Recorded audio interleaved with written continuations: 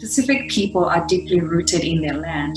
The land, the sea, and everything that surrounds them, both living and non-living, defines who they are as a people. What did we learn from the past? I mean, that's basically where I'm starting the conversation about climate displacement, is learning from our past and what did the displacement experiences in the past teach us. This culture of identity associated with Waitui and Wasawasa that was once part of the Wunidongolo community will now have to switch or adapt to farming on surrounding hills, breeding introduced fish species in their ponds, and grazing livestock as part of the relocation plan.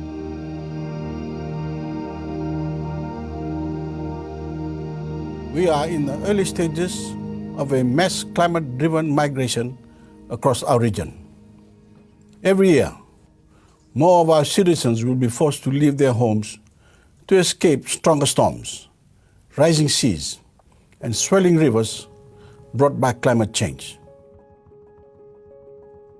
In order to avert or minimize internal displacement, we need to continue efforts to mitigate carbon emissions and support climate change adaptation processes, especially those that integrate traditional and local knowledge.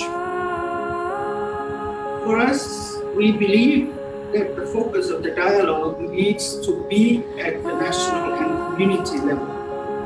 The regional and international support is certainly welcome, but to successfully address the issues of internal displacement, the key national stakeholders and affected communities need to take the lead, be the lead on any solutions on this matter. I must emphasize that our first priority as governments should be to help people stay in their homes and in their communities. Nauru has serious concerns that rather than being a last resort, the relocation of people could become the preferred option for dealing with the climate crisis because it is cheaper for the biggest historical polluters.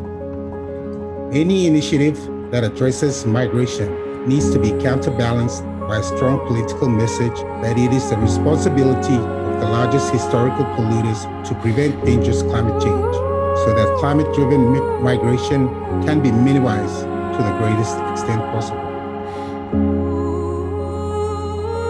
Fiji consistently acquires expertise or technical support to address human rights issues, social, psychological, cultural, and emotional losses faced by displaced communities and those that are relocated, providing relevant expertise and also training local staff to cater for this need will benefit the ongoing efforts currently underway.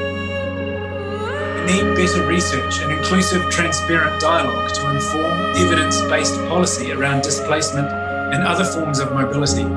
So we'll be working with researchers and practitioners in the region to better understand current and future patterns of climate-related human mobility in the Pacific region and the impact this will have for New Zealand and for Pacific communities. The regional dimension is an important one, as it can improve Pacific readiness through a number of different approaches, such as regional collaboration to identify common national challenges that can be effectively addressed by uniform approaches to be undertaken as regional programs. Addressing internal displacement needs to be anchored in development policies and processes and cannot be siloed or restricted only to emergency response. We need to shift gears from being response-oriented to think of prevention and durable solutions. We need to ensure that internally displaced people are not rejected and they should be given basic rights and access to services.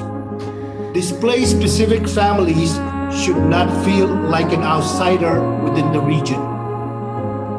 We have the opportunity to lead by example and show the rest of the world how to deal with matters relating to internal displacement.